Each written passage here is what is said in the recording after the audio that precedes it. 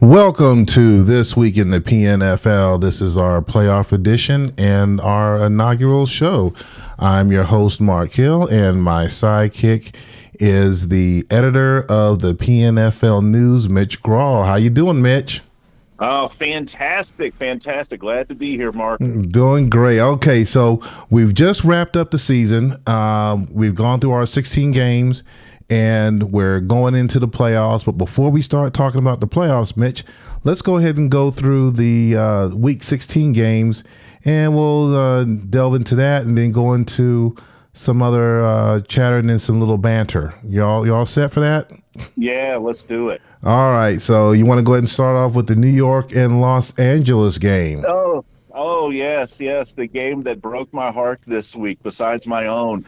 Los Angeles definitely came to play this week. They smelled that division title, and and the Jets did not help me and the Oakland Raiders out by starting Mac Jones. I think their ninth round quarterback draft pick this week, but definitely Deshaun Kaiser had another big day, 312 yards, three touchdowns in the air, and what do you say? Los Angeles is the Western champs, but hey, they have to, face me again next week. So we'll see Well, how that goes. it would have been nice if they could have done that.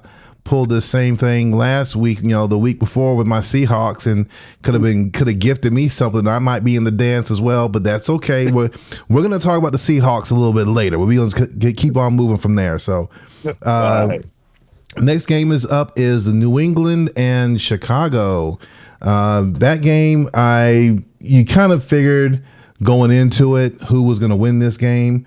There was in my opinion, no doubt about it. Trey Lance put up his numbers, 291 yards, and nothing else that can be said about it. I mean, they are at the top of their game right now, and heading to the playoffs and moving on. Anything you have to say about Yeah. those guys?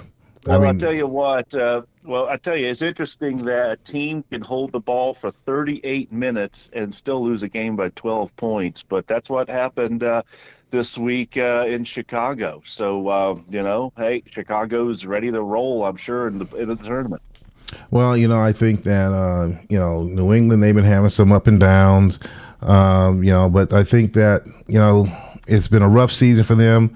I know people were thinking they was going to do a little bit better, but we'll go into that a little bit later on with the overachievers or underachievers. So we'll move on. That's right. Trying to get ahead of That's myself. right. Well, I'll tell you what. Let's talk about this Jacksonville Green Bay game. That was another highly contested, highly looked at game this week, with playoff implications all over it, especially the AFC. And I tell you what, Jacksonville somehow or another pulled out another one. Only 14 first downs, and they were able to come away with a 17-10 win. Captain James Kirk, player of the game. And I tell you what, Green Bay, I mean, they played starters, so I don't think they were taking it easy on Jacksonville, but Jacksonville came back at that 10 wins. I think that's the first 10-win season for Coach Weston since being in the PNFL. So congratulations to him. Congrats to him, definitely. Yeah, and he's rewarded with playing the Jets next week. Oh yes, yeah, great, yeah. That's your victory. Yes, that's your prize. The one thing I noticed on this though is that the rushing wasn't there. 70 yards rushing. No one really, no 100-yard rusher out there. But then again, Green Bay only put up what was it? Evans had 62 yards overall, or their net was like 54. So neither team was doing that much running though. Most of it was through the air. Well, I mean, combined, the two teams barely even had 500 yards of offense combined. So there wasn't a whole lot of offense, period, in this game. Yeah, this is true. This is true. Yeah. Moving on to Cincinnati and New York. What the heck happened here? 41-17. Where was that all season? Well, I tell you what, the last time Cincinnati scored 40 points, I think it was against my Raiders in week 1. Yeah. Well, I mean, they finished up with seven. They finished up at 7-9. They put up 390 points for the season overall. Yeah, So, yeah. but yeah, they definitely was hanging some numbers on them on New York. Meanwhile, New York has just been struggling all season long. They're sitting at 5-11. So, it definitely was. That was a rough outing for them. So, Yeah, typically New York scores some points. Their defense has definitely been shaky this year, but New York scores points. I was a little surprised that they didn't put up at least, 24, 28. But hey, it's last season. Some of those veterans might have already been packed, ready to go home. or it could have been the coaching staff already taking some time off. Maybe the head coach said, you know what, I'll let that intern come in, or that That's TA, yeah, the coaching assistant, let him right. go ahead. Hey, drop the game plan for us this week. See what you That's can right. do. Yep. That's right. And Well, now I'll tell you we're what. Speaking of no offense, let's talk about the Raiders and Philadelphia yeah. What game. what what happened over there, Oh Coach? my gosh. Well, let's put it this way. When you have to get a kick return to score a touchdown, and you barely can get anything else going, you're not going to win many games with 29% third down efficiency and only 15 first downs. But you know what? Hats off to Philadelphia and Coach Hoover. They have definitely had some bad luck in their games this year. They've had some other teams on the ropes and block punts in the end zone and other crazy things. Probably kept them from two or three other wins this season. So hey, hats off to them, and we'll be ready for our wild card game next week. There you go. There you go. And moving on next to Minnesota and Kansas City. I did not see this one coming at all because I knew that Minnesota needed the game to maybe try to make it in there because there were so many games Yeah. that came down to week 16 between LA, Oakland, Minnesota, Jacksonville, how everybody was going to place. They were kind of out of it, but they needed this. I thought it was going to make a good statement going in and say, hey, if we can't make it into the playoffs, at least we can set up a statement for people going in the next season. They had roughly, they put up 228 yards in the air, Yeah. 99 yards on the ground. What was it? 48% completion rate. What was their third Yeah. down? Third down efficiency was at 55%. 55%. So Yeah. they had some good numbers there, but just not enough. Just not enough. No. Well, I mean, Justin Fields has finally started averaging more than, 5 yards of completion. And, Kansas City was able to move the ball a little bit. So it Well, was nice to they see. also had the two interceptions too. So Yeah, that's true. That is true.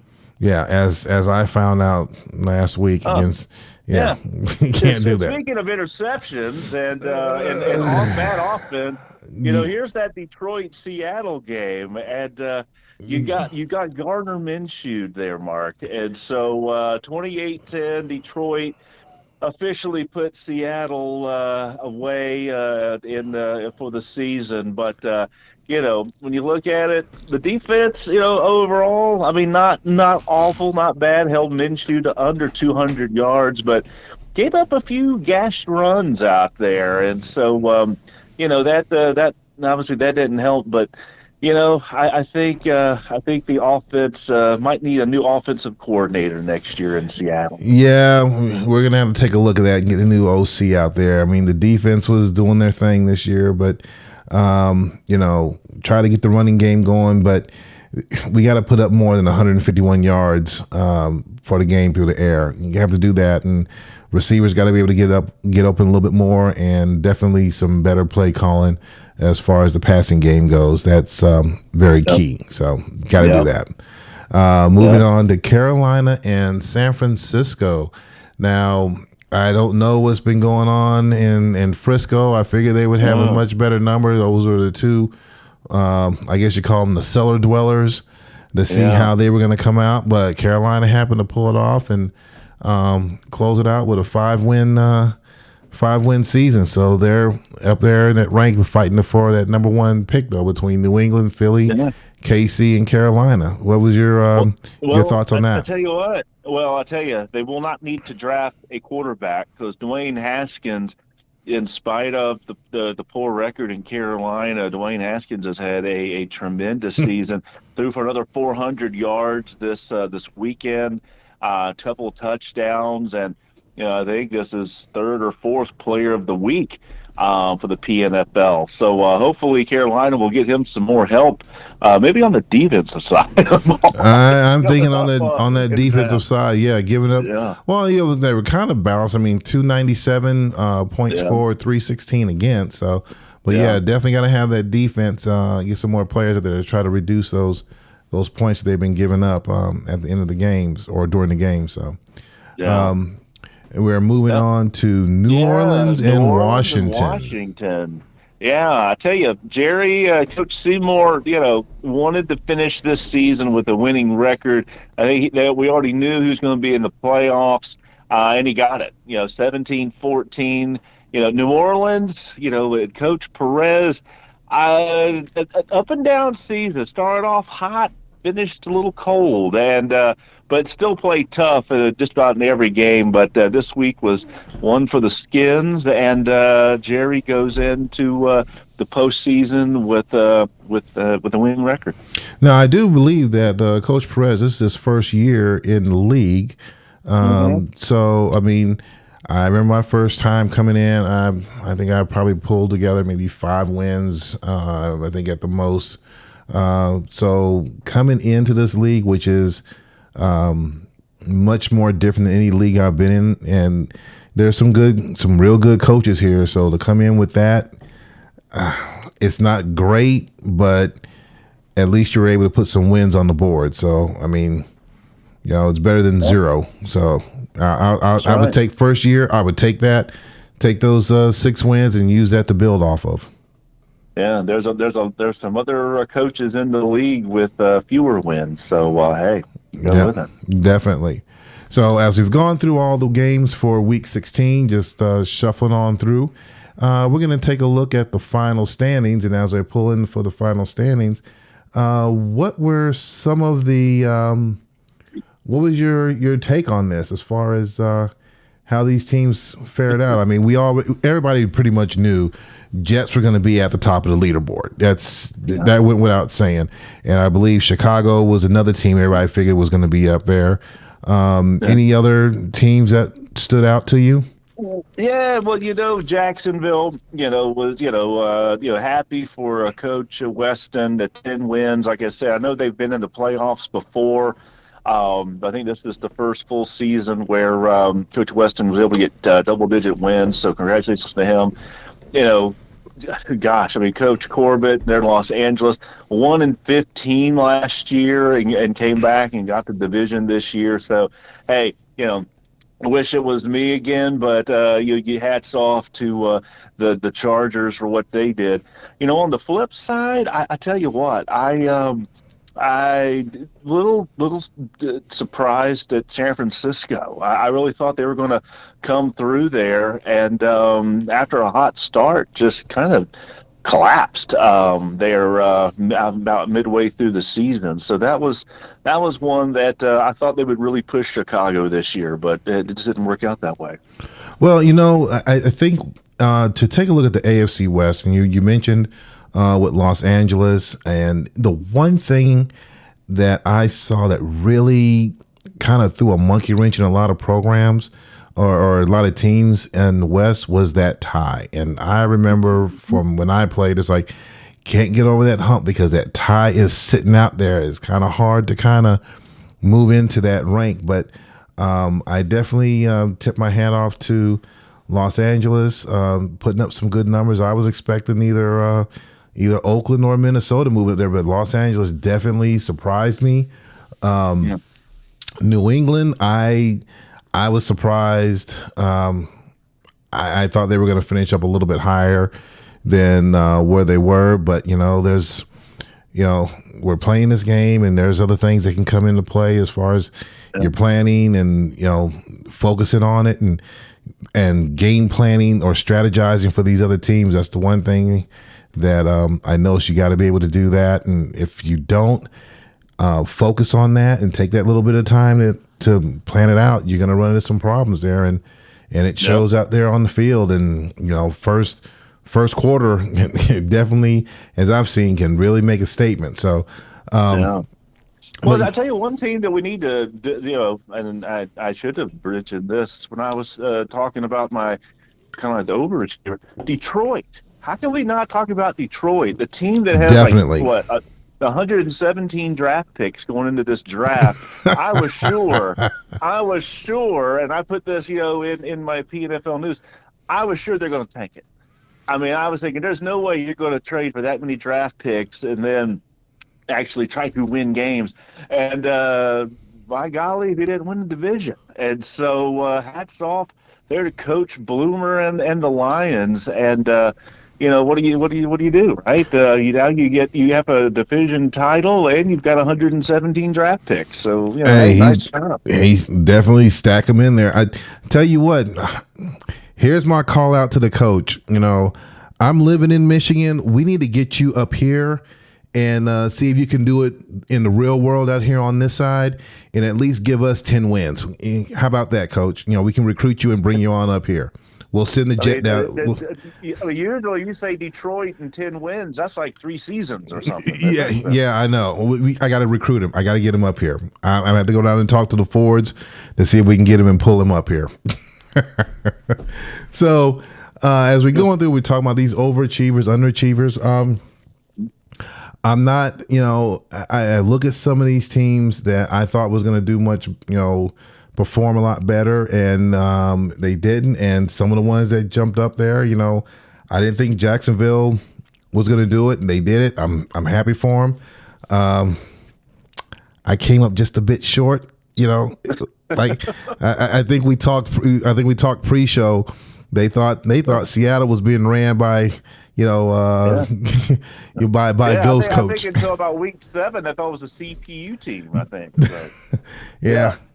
So, but yeah, I mean, so it's just you got to be able to get there and focus and start playing and looking at stuff and just trying to tweak some things. And as I gone through that, and I think yeah, making a little statement, getting everything set up for yeah. next season. So Yeah. we're doing that. Well, I'll tell you what. If you think of if I want to be honest about under and overachiever, I look at my Oakland team and I Yeah. go, how in the world is a team that's only scored 279 Oh points, given yeah. up 339 points? How in the world did I make the playoffs, and how in the world did I even get 10 wins? I mean, I don't know if it falls in the over underachiever, but how about the luckiest team in the league is the Oakland Raiders? Well, I I have would to say.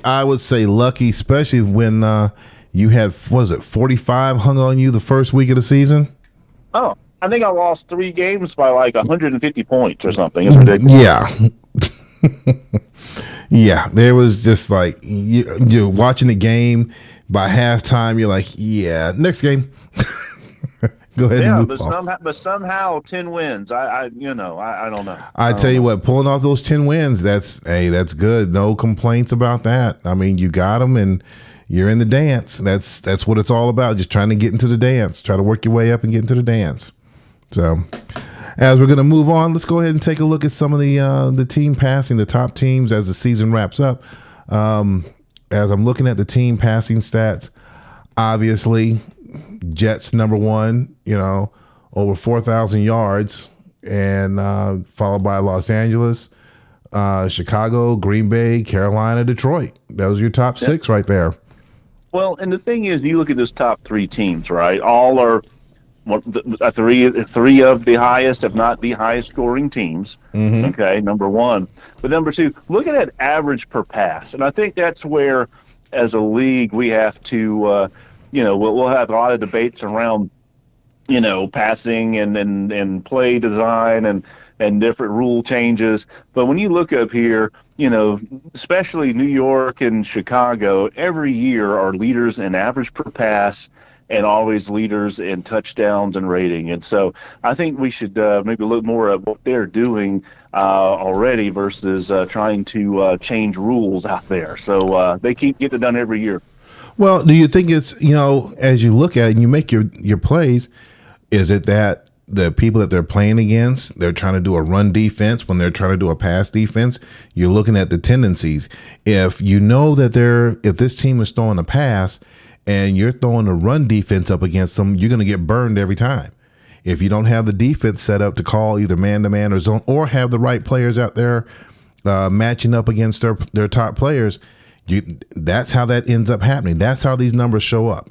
So I think it's more of looking at the defensive plays, how you're designing your plays, and most importantly is your coaching profiles. What are you gonna do on 1st and 10? What are you gonna do on 2nd and 5?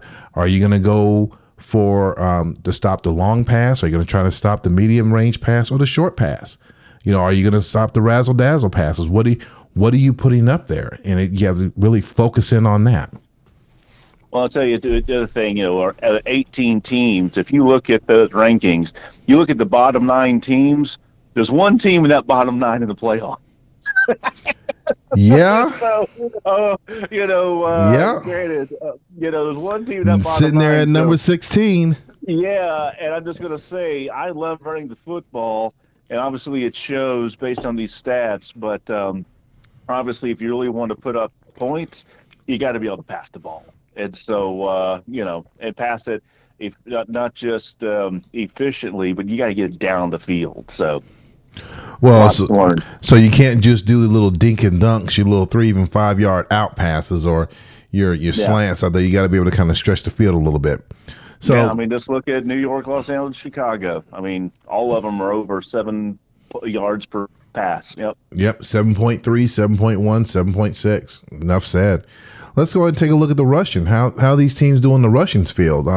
You have Detroit, Oakland, New York, and Philly. Those are your top 4 right there. And you're talking about 1,900 yards for Detroit. Oakland's at 1,900. New York is at 1,800, and Philly's at 1,700, averaging between 4 and 4.6 yards per carry. Yeah, and and this is where you tend to say you play defense and you run the football, you're going to be in good shape. And you take a look again, kind of that top 9, right? And you see your team, Seattle in there played great defense this year. I won't say my team played great defense, but I think we're ranked 2nd or 3rd in overall defense up there. Well, this is for the team. This is for the offensive rushing. This is for offensive rushing. Yeah. Yep. Yeah, and so I think it's one of these things where there's not quite as many teams in the playoffs that are tops in rushing as there are tops in passing, which kind of seems a little backwards, I think. But it's interesting for sure. Well, I think you got to have that balance too, because if you have someone that's putting up the yards and rushing and that passing, you try to get that balance so you keep them off guard. Because if you're top in passing, okay, we got to stop the pass. But if you're top in passing and rushing, now they got to figure out which way am I going to go. If you're one dimensional, if you're a top rushing team but you're a bad passing team, well, I'm gonna stack that box and make sure that you guys can't run, and I'm not really gonna worry about you throwing anything deep because you can't. Yeah. Then you look at Chicago. Look at Chicago, right? They had that high average per pass in their passing, and they rank 8th in quote unquote rushing yards. But when they do rush it, they're popping it for 4.7. Yep, they're putting up the numbers. You got to be ready for the run against them, because they don't run it every down, but when they do, they're gonna get some yardage out there. So you got to be ready. And Detroit, I think they're top 5 in both passing and rushing. So again, a team that you would not have expected to have those kind of success. Now, moving on the opposite side of the ball, let's look at the defense. How the defensive teams do for passing defense, top passing defense. You have New York that's up there shutting it down. Chicago's up there. Seattle's up there. Oakland's up there. Detroit's up there. Minnesota's up there. Those are your top 6 right there. Well, no wonder we didn't score any points in the AFC West. Everybody was shutting them down. Couldn't. No kidding. I'm looking at. Well, you kind of figure the Jets. They're well rounded on both sides of the ball, so you expect that. I mean, they're just well rounded. just be able to just pick his brain or break into that safe where he keeps his playbooks and just in his profiles and just kind of snatch one of those things out. Well, I tell you, I mean, it's amazing. Well, it just shows that if you can lead the league in passing efficiency and be the leader in keeping other teams from having pass efficiency, you're going to win a lot of games in this league. Oh yeah. And so maybe you give up a 5 yard run here and there, but if the other team can't complete a pass, I mean, I remember playing a game last season against the Jets. I think he completed 3 passes against the guy. So it's pretty amazing. He definitely, the one thing I can say is from looking at his, when I look at the box scores, he definitely knows how to plan for each opponent. He studies that film, the play log. I mean, he is very meticulous. There's a reason. There's a reason why Yeah. he's up there. There's Oh, no yeah. doubt about it. No doubt. Every season. Yep. Every season. Exactly. So moving over to the rushing defense that's stopping Russians. Here you go again. New York. Yeah. You got the Giants. Seattle. What? Okay. Yeah. Jets. New York Right. Jets. Los Angeles. Uh-huh. Detroit, and Yeah. Jacksonville. Those are your top 6 right there. How can I be up in that top rank and I'm not in the dance? What the heck? Well, offense. So Well, you got to score points. yeah. Well, okay. I know you're not talking about scoring points. Yeah. Scored more than you. Uh-huh. But there's a college football coach that used to have a saying that if the other team can't score, we can't lose. Well, that is true if you shut them out. But this team rushing defense, it is pretty interesting though. You take out the New York Giants, who obviously led the league in opponent holding the opponent's rushing yards down. You look at Seattle, the Jets, the Chargers, Detroit, just about in that top 9. What 6 of those teams are playoff teams, or either over 500 or better teams. Yep. And so it's definitely, if you can shut the run down and get your opponent into those long yardage situations, suddenly that pass defense looks a lot better. Oh yeah. And so I think that's pretty telling right there. But don't know what happens to the Giants. Giants, I mean, typically offense is good. Their rush defense was great, but I think they were dead last in pass defense. I think that hurt them pretty good. Yeah. Because I mean, you can shut them down. Yep. Dead last in passing. So I mean, you could. Yeah. So basically, when teams plan, it's like, okay, they can stop my run, but they can't stop a pass. Yeah. I'm just gonna air it out. Yeah.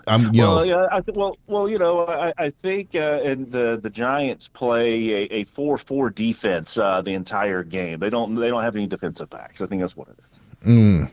Well, we know where they're going to be going into the draft. What they're going to be looking for. Got to do it. So That's right. That's Yep. right. So as we're moving on, wrapping that up. Actually, you know what? Let's look at some of the leaders here on the offensive. Some of the players. I really didn't take a look. We didn't discuss those. I mean, you have your individual passing. Obviously, you got Derek Carr up there. Derek, all world Derek Carr. Yeah. Right. I mean, he'll probably win MVP again. Yeah. I mean, that's pretty much that's already been engraved out there. But I tell you what, Deshaun Kaiser and Jalen Hurts, to me, came out of nowhere. I mean, just out of nowhere. And as a quarterback this season, Dwayne Haskins, like I said before, I mean, you have a team that wins 5 games, and he's lighting it up every week out there. So, I mean, quarterbacks are looking really good. Definitely need to get some help during the offseason and you either sign him or picking him up off the draft. So he's definitely going to need that. So let's looking at the rushing. Of course, you got Barry J. Sanders, Justice Hill, Chris Evans, Leonard Fournette, Jeremy Hill, Kenyon Drake, Nick Chubb. Those are your top 7 guys out there putting up those numbers. Sanders had 1,000 yards. So the only 1,000-yard player out there. Well, what I like looking at is to see, where there's that combo. And so usually if a team has a couple of rushers in that top 20, they have, it means that they probably run the ball good. So you look at Kansas City, right, and they've got, that one Barry Sanders that just really carried the load, but. You got others like Chicago. They've got a couple of players in the top 20. I think Minnesota's got a couple of players up in that top 20. Oakland, a couple of players in that top 20. Washington. So, some of these players, there's a lot of this quarterback tandem going on. And, Mhm. so, yeah, sometimes those individual stats get diluted on the individual rushing nowadays. Yeah, as I'm looking here, looking at Detroit, you have Justice Hill up there at number Yep. 2, and then you got Mike Weber Yep. sitting down there at 21. So Yeah. it does play into that. You have let's see, Chicago is sitting there at 17 and 18 with Yeah. on Johnson and Javante Williams. They're both sitting in there. So you have your Yeah. 1-2 punch sitting right there. So one guy Yeah. goes in, a couple plays, and have him come out. Next guy comes in and never lose the step. Yeah. I mean, you look, I got Kenyon Drake at 6, and I've got ETN at 11. Hmm. Yeah, and so it's good to be able to have a running game where you can alternate some backs because one, you keep them fresh and avoid the fumbles, but also keeps them fresh late in the game and you have to run. So let's take it a little bit deeper on this. Just a quick second. So when you're setting up your profiles or Yeah. you're in your subs, you're in and out. So Hmm. are you going at maybe 80% or 85% with that guy? If he drops down to 85%, he comes out, he goes back in at 90% and he goes, or 95%, and the next guy comes in and you kind of alternate that way. So they're always fresh to get a couple plays in, then come out. No, actually, the way I look at it is I'm actually the plays I'm picking. I try to give more of a split between my number one and number two backs. So, Ah, okay.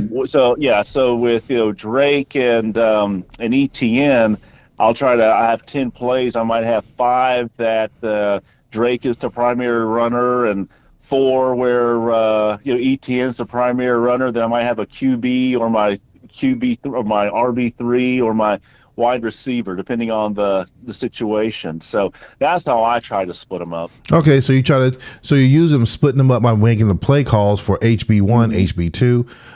Yep. Some people may go with, and I have them both on I have my numbers set up a little bit high, but I also have HB1, HB2. Same thing with my passing plays. Receiver one, Yep. receiver two. Who's going to be the top guy that's going to get the main route? Yep. Okay. So just something for you guys to think about as you go going through making your plays and getting everything set up for that. So I think everything is, it's something they got to look into for next season, and the ones that are still in the dance, start looking at it for your upcoming weeks. And speaking of That's right. upcoming weeks, let's take a look at the wild card games for next week. Oh, So goodness. Am I let's. allowed to talk about that Oakland Charger game, or am I like those announcers on the broadcast where you're not allowed to talk about your own game? Well, I tell you what, we're gonna go to the other. We'll do the AFC game, and then we'll do the two NFC games, and then I will talk about the Chargers and the Raiders. Let's do that. So, All right, sounds good. starting off with the Jets and Jags. What do you Yeah. what are you expecting in this one? Well, the easy thing would say the Jets are going to win this, right? Mm-hmm. I think eventually they will win it, okay? But I don't think you can just say that the Jets can roll their helmets out there and win this game. I've seen some upsets with the Jets in past opening round games. Some crazy things can happen in these playoff games, and Jacksonville has played well, and they've been hot here to end the season. So I think the Jets end up winning, but I think it's going to be closer than some people think.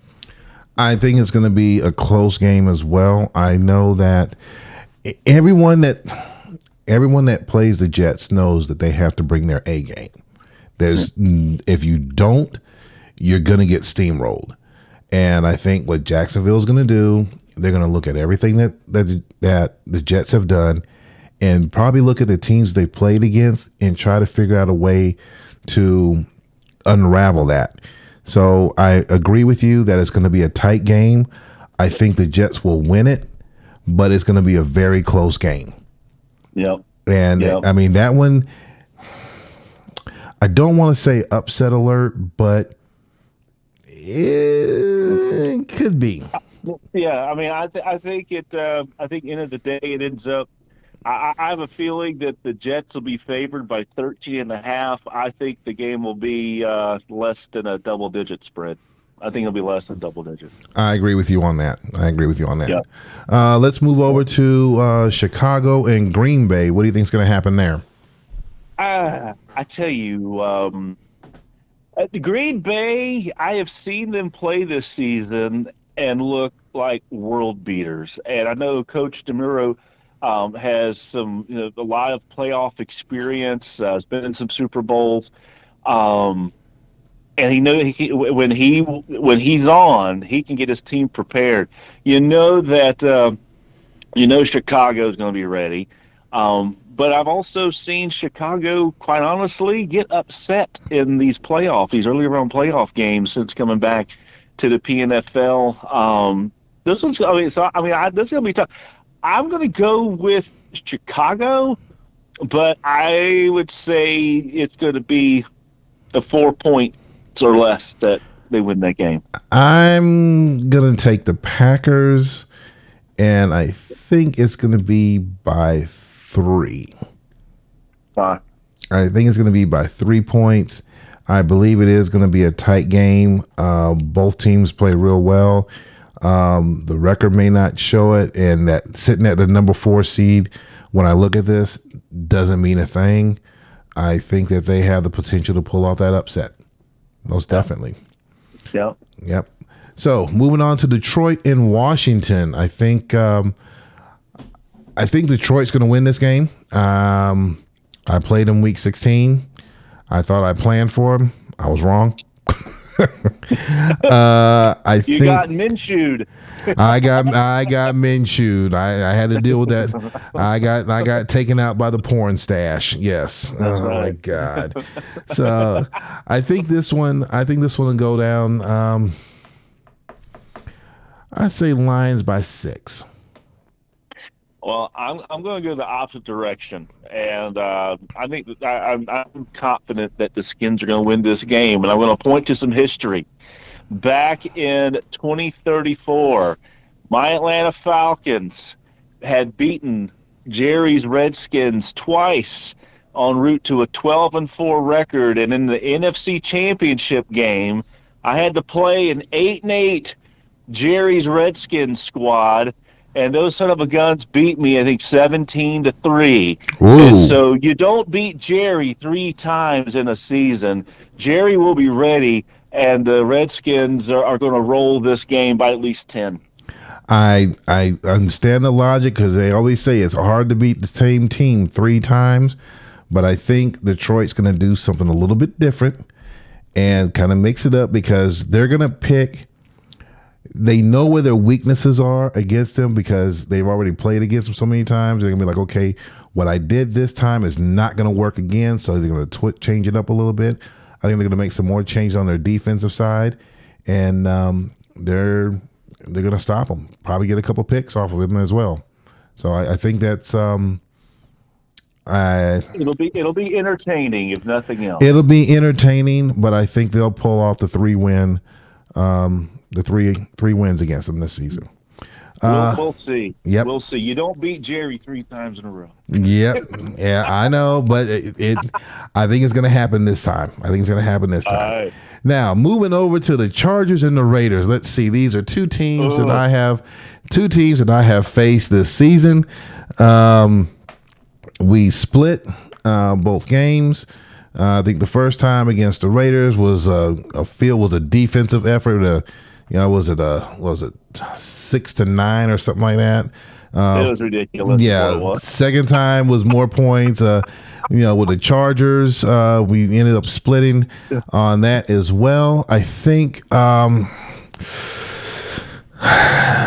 tie just kills me still, but I got to go against you, Coach. I think the Chargers are going to take you.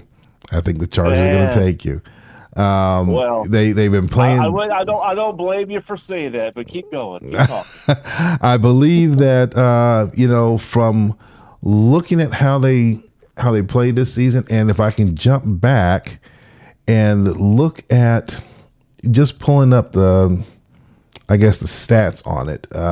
Yeah, Looking for the passing. I mean, yeah, number two in the air versus Oakland at 16. yeah, So you got to look at that. Looking at the rushing, number 10. Now you have them at number 2, but again, you can run, but you got to be able to put that ball in the air. And if you don't put that ball in the air, if it's one of these tough defensive games where you got to grind it out, yeah, I could say Oakland has that chance. But if it's not that and it turns into a track meet, if they start airing that ball out, you got to be able to go in the air and to battle them. And then you're looking at it for the team passing. They're number 8. You're number 4 in defense, passing defense. It's pretty close, but I think that they have something that they can actually pull out. They haven't done before to be able to win this one. Their defense, number 4 against the run. And I think that will. It's something else. Oakland's sitting at 11. You're talking about teams that they're shutting them down. So I mean, I think that they have. All I know is, but what's your cover there? I don't know how I'm not 5-11. I have. You know what? You could have been there in that second game. Damn it. Oh no, I don't know how I'm not 5-11. Honestly, when I look at my stats, you compare Oakland to Los Angeles on paper. There's no way that I should win that game. Los Angeles, much more polished in the passing game, plays solid defense. The second highest scoring team in the AFC, just behind the Jets. But you know what? We still got to play the game, right? Yep. And so I will not make a prediction other than the Raiders will be ready. The Raiders will be ready. Okay, well, we'll leave it at that. That the Raiders will be ready. So I think that's pretty much going to wrap it up. I think all the games are going to be pretty good. They're going to be real close. I think some will be close games. Some will be much closer than others. But I think it's going to turn into a pretty good set of wild card games. What do you think? Yeah, I think so too. I think it will. It'll be entertaining, and I guarantee you there's going to be at least one team that is going to win a game that you are not expecting, and there's going to be at least one game where a team gets completely blown out where we thought it was going to be close. Sometimes it might be the same game. You never know, but that usually happens in these first round games. I hate to go against them. I still think that Jags might pull an upset. We'll see. Hey, I have seen it happen before. I had some lucky breaks against the Jets a few years ago in an opening round game and pulled off the upset. But it's tough. You better get some luck. Yeah. Now I will say this because with the games coming up, I might have just given the Jets some paper to put up on their locker room wall to say, hey, yeah, they're predicting an upset. Let's put this on our lockers and use that for motivation. Yeah. You'll see me banter and put some stuff on the boards during the season, but never against the Jets or the Cardinals. Yeah, I don't need them to be more motivated. Exactly.